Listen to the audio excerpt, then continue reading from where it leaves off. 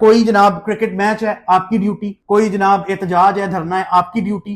ठीक है, जो सारे काम मैंने आपको पीछे बताए हैं, उसने सुबह हाई कोर्ट भी जाना है, सुप्रीम कोर्ट भी जाना है, अफसर के भी पेश होना है, अखबार भी होना है, कोई बंदा उसने वहां भी भागना है, कत्ल होना है उसने वहां भी भागना है, डेड बॉडी मिलनी है उसने वहां भी भागना है। उसके बाद उसने जनाब स्पेशल ड्यूटी भी करनी है, जिसमें क्रिकेट मैच की ड्यूटी है, जिसमें धरनों की ड्यूटी है, जिसमें ईद की ड्यूटी है। ठीक है, ईद की नमाज भी उसने ड्यूरिंग द ड्यूटी पढ़नी है। रमजान का महीना आएगा तो रमजान में अफ्तारी ड्यूटी अलग है, तरावी ड्यूटी अलग है, सहरी ड्यूटी अलग है। रोजा भी रखना है, पूरा दिन फील्ड में काम भी करना है, अफ्तारी भी करनी है। और अफ्तारी के दौरान ही अव्वल तो फोन आ जाता है कि कोई ना कोई काम हो गया है, और अगर अफ्तारी के दौरान नहीं भी आता तो इमीडिएटली उसके बाद तरावी ड्यूटी है। बिस्मिल्लाहिर्रहमानिर्रहीम, अस्सलाम वालेकुम। आप देख रहे हैं वॉइस ऑफ अब्दुल्ला और मैं हूं अब्दुल्ला काजी। वो लोग जो पुलिस को बुरा भला कहते हैं, मैं आपको एक चीज बता दूं, देखें अच्छे बुरे लोग तो हर जगह होते हैं, हर महकमे में होते हैं।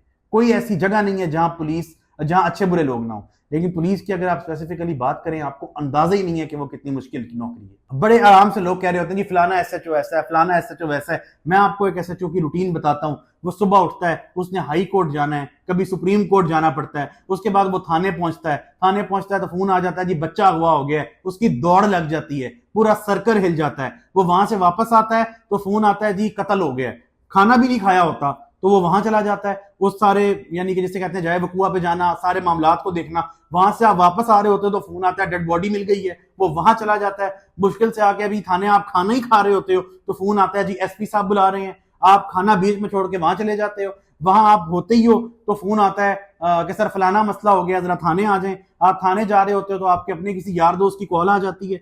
और जाहिर है कि जब हमारे यहाँ सोसाइटी पाकिस्तान में ऐसी है कि जब कोई बंदा पुलिस में होता है तो पूरे खानदान की उससे उम्मीदें होती हैं। फिर जनाब उनको यानी कि यारों दोस्तों के जो आपके एक काम होते हैं उनको मैनेज करना, और उसके बाद फिर इन सारे मामलात को लेके चलना। फिर आप जब इतनी भाग दौड़ कर रहे होते हैं तो उसके लिए रिसोर्सेज चाहिए होते हैं, गाड़ी है, तेल है, पेट्रोल है, और सैलरी कितनी होती है एसएचओ की वो मैं आपको बताऊं तो आप सर पकड़ के बैठ जाएंगे। तो यानी कि बातें करना बाज दफा बहुत आसान होती हैं, लेकिन उसकी जब इंप्लीमेंटेशन पे बात आती है ना, और जब आप खुद उस से गुजरे होते हैं तो फिर आपको पता चलता है। आप कितने हमारे एसएचओ हैं जो बेचारे रमजान में अफ्तारी वो नहीं कर सकते। अभी अफ्तारी सारा दिन फील्ड वर्क करते हैं, मेहनत करते हैं, भागदौड़ करते हैं, अफ्तारी का भी टाइम आता है तो आपको फोन आ जाता है जी डकैतियां हो गई हैं, लो जी।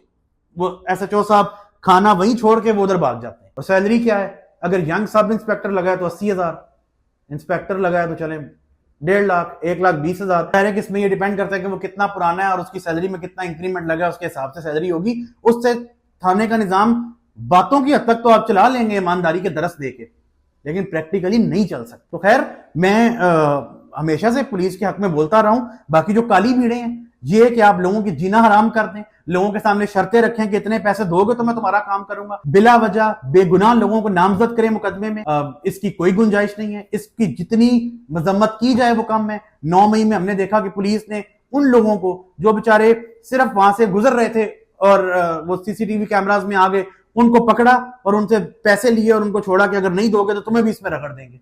बिल्कुल इसकी हम मजम्मत करते हैं। ऐसी काली भेड़ें तब खत्म होंगी जब आपकी लीडरशिप ऊपर से स्ट्रांग हो। पुलिस में भी मसला ये आ जाता है कि डिवीजन है, पीएसपी क्लास अलग है, रैंकर क्लास अलग है।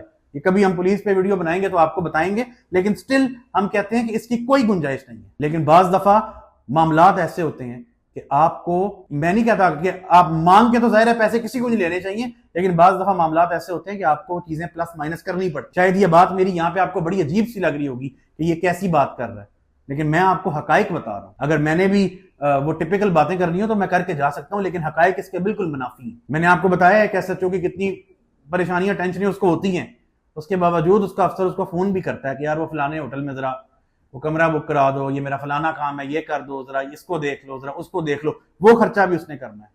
सैलरी मैंने आपको बता दी है, फैसला आप करेंगे कि उसमें वो बच्चे पढ़ाएगा, घर का किराया देगा, उसमें वो जनाब घर में राशन डालेगा, अफसरों की फटीकें भुगताएगा। ठीक है, एक मैं आपको छोटी सी मिसाल दे देता हूं। अगर यहाँ पे पिंडी में सपोज कोई सेक्स अब्यूज का केस पकड़ा गया, अब उसका डीएनए टेस्ट होना है लाहौर में। अब पिंडी से लाहौर जाने के लिए फंड तो आते हैं, गवर्नमेंट फंड देती है, ऐसा नहीं है कि नहीं देती, लेकिन सीएसपी क्लास ऊपर खा पी जाती है। अब नीचे वो जो तफ्तीशी अफसर है उसकी 40-50 हजार तनख्वाह है, वो उन लोगों को कहता है कि मैंने लाहौर लेके जाना है, मुझे पैसे दो। लोग कहते हैं पुलिस पैसे ले रही है, वो क्या करे, वो कहां से पैसे दे, आपसे ही लेगा ना।